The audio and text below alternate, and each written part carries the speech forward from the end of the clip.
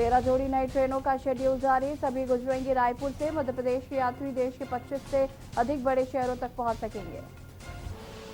आप देख रहे हैं के न्यूज, खबरों का सारथी। और सीधे आपको बिहार ले चलते हैं, जहां पर मुख्यमंत्री भूपेश बघेल पहुंचे हैं। क्या कुछ कह रहे हैं, आपको सुना देते हैं। लॉकडाउन की स्थिति में, क्योंकि छत्तीसगढ़ हमारा तो हार्ट है, हिंदुस्तान का हृदय है, वहीं 7 राज्यों से घिरा हुआ है, चाहे वो दक्षिण से हो चाहे पश्चिम से, वो सारे लोग इधर से हमारे छत्तीसगढ़ होके गुजरते हैं। लाखों प्रवासी मजदूर हमारे छत्तीसगढ़ होकर निकले, चाहे उसको पश्चिम बंगाल जाना हो, उड़ीसा जाना हो, झारखंड जाना, यूपी जाना, बिहार जाना है, वो सारे लोग जो आंध्र प्रदेश, तमिलनाडु, तेलंगाना या गुजरात से भी जो लोग जो रोजी रोटी के लिए गए थे, वो सारे बहुत सारे लोग हमारे छत्तीसगढ़ से होकर गुजरे। हम लोगों ने उसके हमारे सीमा से लेके हमारे सीमा तक उसके जाने की व्यवस्था की, हमने भोजन की व्यवस्था की और उनके चप्पल जूते तक की व्यवस्था की हमने उन लोगों के लिए। बिहार में सुशासन बाबू ने क्या किया, 17 लाख से अधिक लोग बिहार वापस आए। उनकी स्थिति क्या, तुलनात्मक हम कह सकते हैं, मेरे पास सारे आंकड़े हैं। एक समय था यहाँ की आबादी 2011 के हिसाब से 10.5 करोड़ है, हमारे छत्तीसगढ़ में 2.5 करोड़ है। लेकिन एक समय था जब 26 लाख मजदूर काम कर रहे थे हमारे छत्तीसगढ़ में, जो देश का सर्वाधिक है। वहां हमने लघु वनोपज की खरीदी की व्यवस्था की। वहां हमने किसानों के, अभी जैसे पवन भाई कह रहे थे, रोहन भाई कह रहे थे, जो बात हमने कही थी, राहुल जी ने जो वादा हमारे किसानों से, मजदूरों से, छत्तीसगढ़ के लोगों से किया था, उस सबको हमने पूरा किया। एक उदाहरण दूंगा, शपथ ग्रहण हुआ, राहुल जी के एयरपोर्ट छोड़े और उसके 1 घंटे बाद 19 लाख किसानों के 10,000 करोड़ रुपए हमने माफ किए। हमने 2500 रुपये क्विंटल में धान खरीदी किया। अब नरेंद्र मोदी की सरकार ये कहते हैं आप बोनस दोगे तो आप कैसे चावल नहीं खरीदेंगे, लेकिन हम किसानों से वादा किया था कि आपके जेब में पैसा डालेंगे। और हमने फिर एक नई योजना बनाई, राजीव गांधी किसान न्याय योजना। चाहे वो गन्ना के किसान हो, चाहे मक्का को उत्पादन करने वाला किसान हो, चाहे धान उत्पादन करने वाला किसान हो, प्रति एकड़ 10,000 रुपया हम दे रहे हैं और समर्थन मूल्य में धान भी खरीद रहे हैं। 83 लाख मीट्रिक टन धान हमने पिछले साल खरीदा और इस साल हमारा लक्ष्य 85 लाख मीट्रिक टन से भी अधिक का है। जो समर्थन मूल्य भारत सरकार ने घोषित किया उसमें हम खरीदी करेंगे, उसके अतिरिक्त 10,000 रुपये प्रति एकड़ देंगे। ये वादा हमने किसानों से किया था। हमारे यहाँ शिक्षा कर्मियों की भर्ती हुई थी। शिक्षकों की भर्ती 1998 के बाद मध्य प्रदेश से जब हम लोग अलग हुए, उसके बाद से कभी नहीं होते शिक्षकों की भर्ती। रमन सिंह जी कहते रहे, हजारों शिक्षाकर्मी सड़कों पे थे, लेकिन उन्होंने संविलियन नहीं किया। 2 लाख शिक्षाकर्मियों के संविलियन का काम हमने इन दो वर्ष भी नहीं बीते, दिसंबर आएगा तो हमारा 2 साल हो गए, हमने कर दिखाया। 15,000 शिक्षकों की भी भर्ती हमने की है। पुलिस की भर्ती हमारी चल रही है। असिस्टेंट प्रोफेसर कॉलेजों में भर्ती हमारी चल रही है। बेरोजगारी के खिलाफ भी हमारी लड़ाई है। भारतीय जनता पार्टी और सुशासन बाबू लगातार कहते हैं गौ माता की जय, लेकिन गाय के लिए कभी कुछ किया नहीं है। हमारे छत्तीसगढ़ में बहुत सारे गौशाला खोले, गाय तो दुबली हो गई और गौशाला चलाने वाले मोटे हो गए, सरकारी धन खूब बटा।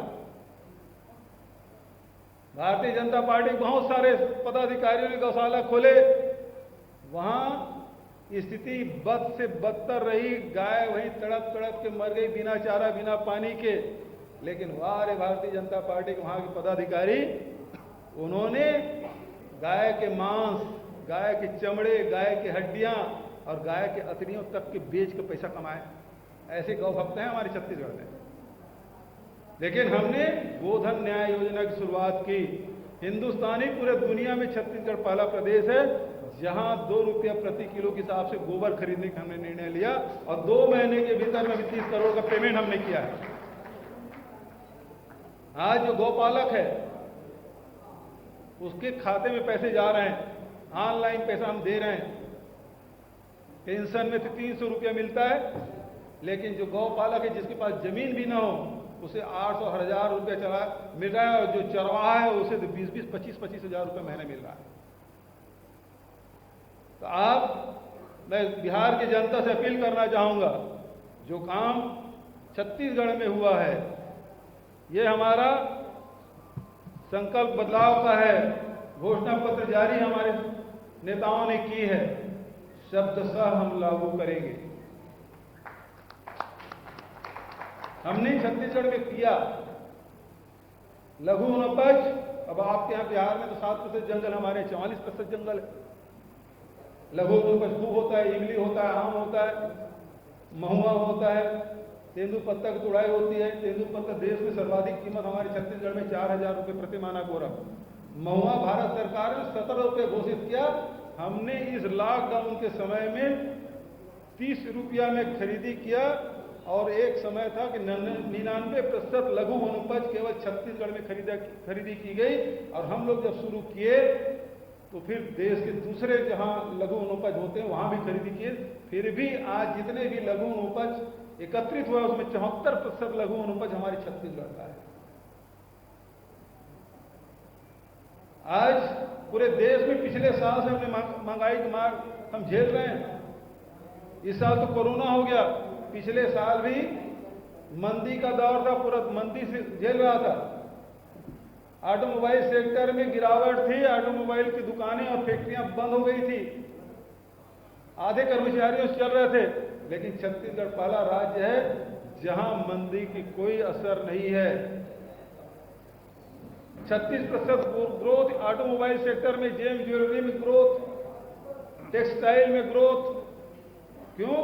क्योंकि हमने, जो हमारी यूपीए की सरकार ने, हमारे नेताओं ने, सोनिया जी ने, मनमोहन सिंह जी ने, राहुल जी ने जो बात कही कि आम जनता के जेब में पैसा डाल दो, देश की अर्थव्यवस्था अपने आप संचालित होगी। और छत्तीसगढ़ में हमने कर दिखाया। जहां मनरेगा, जिसको नरेंद्र मोदी जी लोकसभा में कहते थे ये मनरेगा कांग्रेस के असफलताओं का स्मारक है, और वही मनरेगा है जब कोरोना काल आया, देश और विश्व में महामारी के रूप में आया, तो यही कोरोना है, यही मनरेगा है जो आम जनता को, गरीब के अर्थव्यवस्था संचालित करने में, उस घर के चूल्हा जलाने में सहयोग प्रदान किया। ये वो मनरेगा है। और दूसरा, किसानों के वाजिब दाम, हमने समर्थन बोनस देने के लिए मना किया था। हम राजीव गांधी किसान न्याय योजना लागू किया, किसानों की जेब में पैसा डाला, गरीबों की जेब में पैसा डाला, वनवासियों की जेब में पैसा डाला। तो छत्तीसगढ़ में कोई मंदी नहीं, चाहे कंस्ट्रक्शन में जाइए, चाहे रियल एस्टेट में जाइए, चाहे किसी सेक्टर में चल दीजिए। आज देश में सबसे ज्यादा इस्पात का उत्पादन हो रहा है। तो छत्तीसगढ़ में जब लॉकडाउन में कहीं उत्पादन नहीं हो रहा था, 23 अप्रैल से हमारे उद्योगों के पहिया शुरू कर दिए थे, और देश में सर्वाधिक इस्पात का उत्पादन हमारे छत्तीसगढ़ में। तो ये काम हमने छत्तीसगढ़ में किया है, वही अब बिहार में भी हम करने जा रहे हैं। मुझे पूरा विश्वास है कि महागठबंधन की सरकार बनेगी और बिहार में एक नया सवेरा आएगा। इन्हीं शब्दों के साथ मैं आप सबसे चाहूंगा कि आप कोई सवाल करना चाहें तो मैं स्वागत करूँ।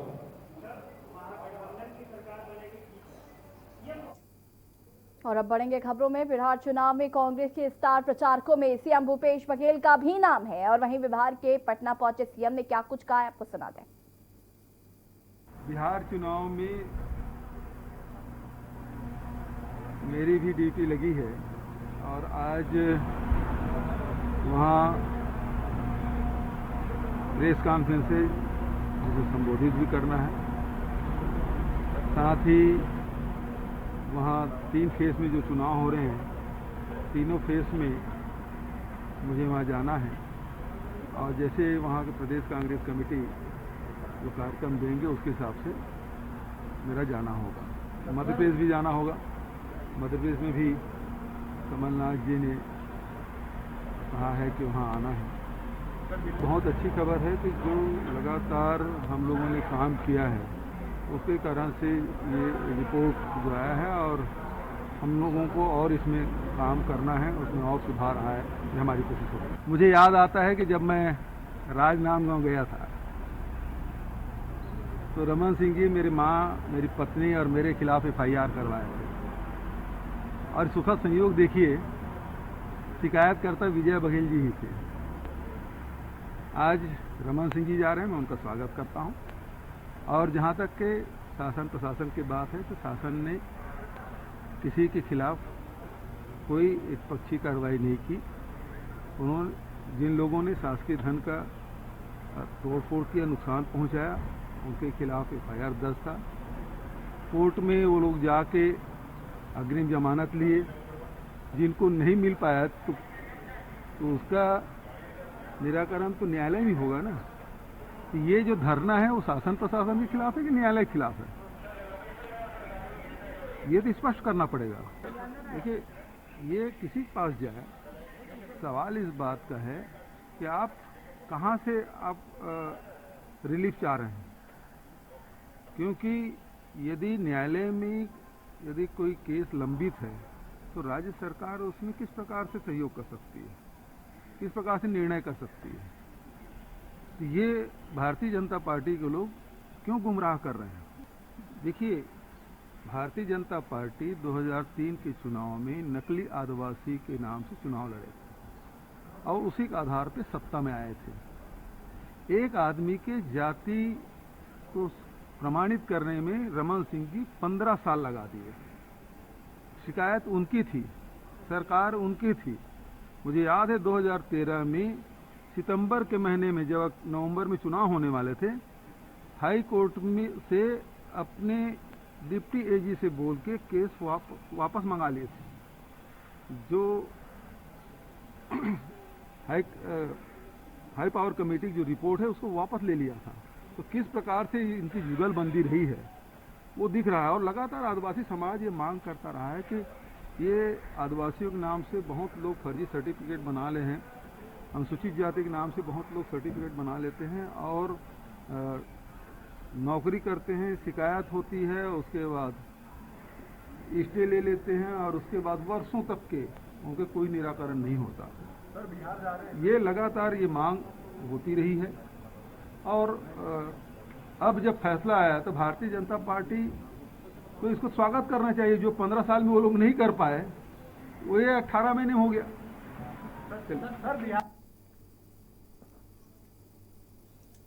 कोरबा जिले के कटघोरा वन मंडल में एक हाथी की मौत हो गई। ग्रामीणों ने हाथी को मृत पड़े देखा तो जानकारी वन विभाग की टीम को दी। सूचना पाते ही टीम मौके पर पहुंची और हाथी के शव की जांच की।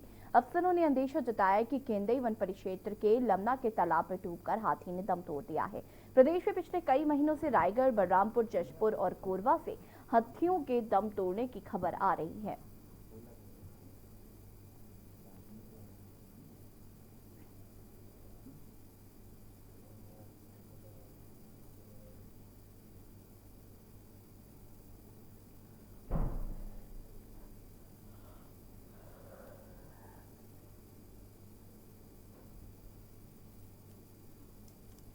दशहरा पर्व का महत्वपूर्ण विधान जोगी बिठाई की रस्म शनिवार शाम सिरहा सार भवन में पूरी की गई और इस बीच राजा के प्रतिनिधि के तौर पर 9 दिनों तक उपवास रखने वाले जोगी ने मास्क पहनकर कोरोना से बचाव का संदेश दिया।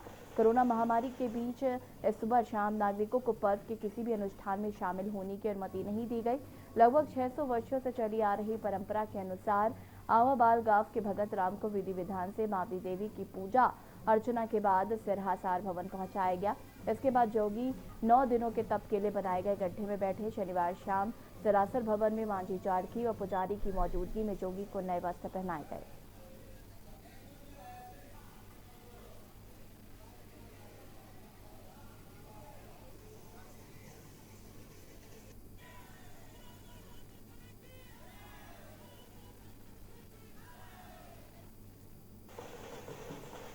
साल हो रहा है बैठ रहा हूँ। परंपरा से हमारे परंपरा से दादी पीढ़ी समय से चल रहा है, अभी तक से चल रहा है। अभी माई जयंतीश्वरी के आशीर्वाद में सीरासार भवन में गड्ढा में 9 दिन तक तपस्या माई की आराधना से बैठते हैं। कहाँ से सीखे? इसका माई जी लाया हमारा दादी पीढ़ी लोगों को, और यहाँ जो दशहरा में तपस्या करने लाया, माई जयंतीश्वरी लाया, और अभी तक से परंपरा से हमारा नियम हमारे खानदान से चल रहा है। और यहाँ पर वक्त हो गया एक छोटे से ब्रेक का, जल्द हाजिर होंगे।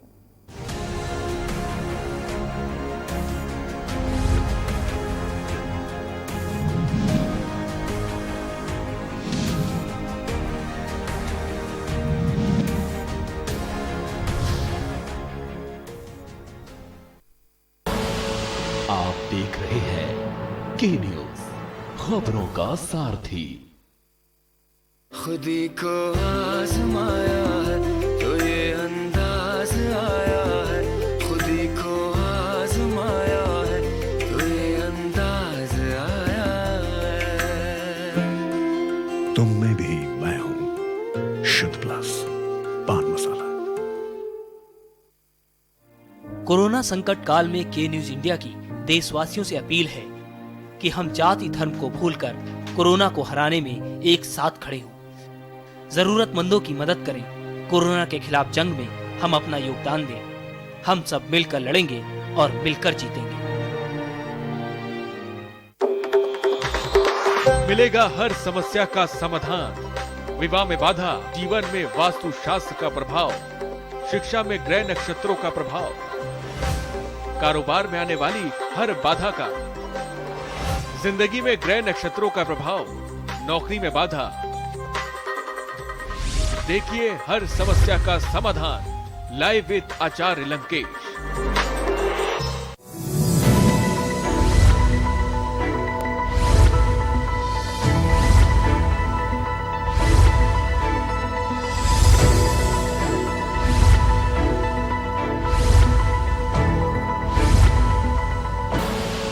आप देख रहे हैं के न्यूज, खबरों का सारथी।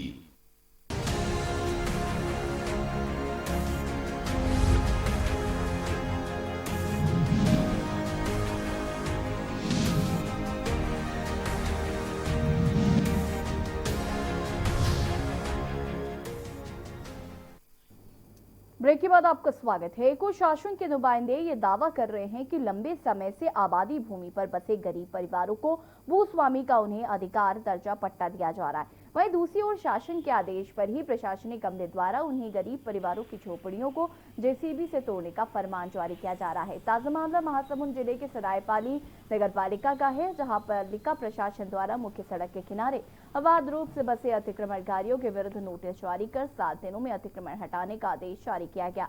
पालिका प्रशासन द्वारा अतिक्रमण न हटाने की स्थिति में कड़ी कार्रवाई का संकेत दिया गया। वहीं इसके विरोध में पीड़ित पक्षकारों की ओर से नगर पालिका सभापति हरदीप सिंह रैना द्वारा आपत्ति करते हुए गरीब परिवारों के लिए अनियंत जगह व्यवसाय एवं रहने हेतु भूमि देने के लिए मांग पालिका प्रशासन से की गई। अतिक्रमणकारियों का कहना है कि वे विगत 40-50 वर्षों से अपने बाप के जमाने से काबिज भूमि पर छोटा मोटा व्यवसाय कर गुजर बसर करते आ रहे हैं। ऐसे में बिना समय दिए नगर पालिका प्रशासन द्वारा 7 दिनों के लिए जगह खाली करने का आदेश दे दिया गया है, जिससे गरीबों के लिए रोजी रोटी की समस्या आ गई है। वहीं पीड़ित पक्ष द्वारा सरायपाली नगर पालिका अध्यक्ष, विधानसभा नेता प्रतिपक्ष, नगरीय विकास मंत्री, उच्च न्यायालय रजिस्ट्रार, मुख्यमंत्री छत्तीसगढ़ शासन, राज्यपाल, प्रधानमंत्री सहित देश के राष्ट्रपति को ज्ञापन देकर न्याय की मांग की। सर, हम लोग दुकान खोले, अपना होटल है, है ना, साइकिल में बनाते हैं, और हम लोग को नोटिस मिला नगर पालिका से कि दुकान हटा दिया जाए। कब नोटिस आया है आपके पास? ये हमको 10 तारीख को आया है जी, और आज लास्ट डेट है जी। तो नोटिस में क्या लिखा है?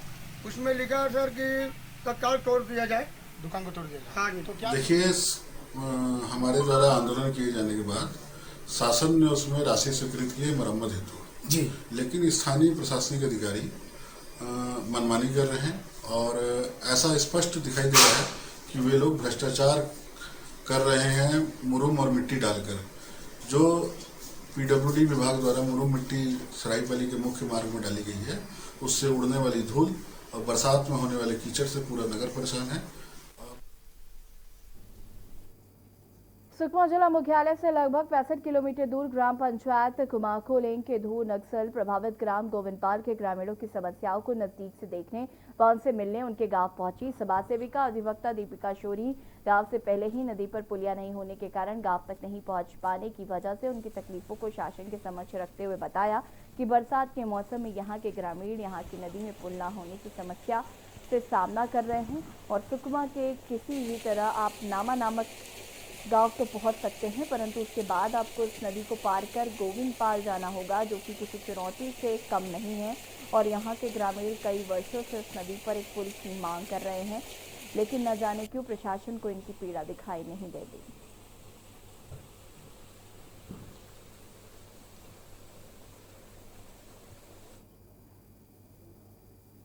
बालोद जिले में हाथियों के झुंड ने प्रवेश कर लिया है, जिसके बाद से वन अमला पूरी तरह से हाथियों की प्रसिंग में जुटा हुआ है।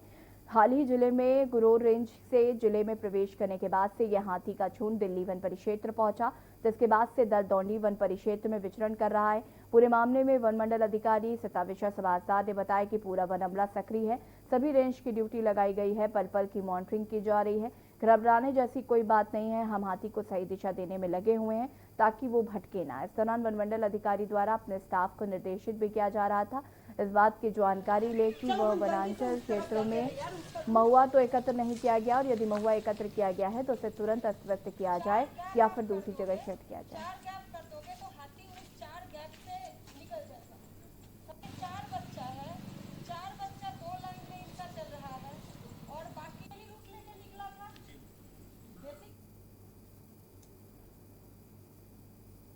छत्तीसगढ़ के बुलेटिन में फिलहाल इतना ही। देखिए आईपीएल अपरकट विशाल मिश्रा के साथ।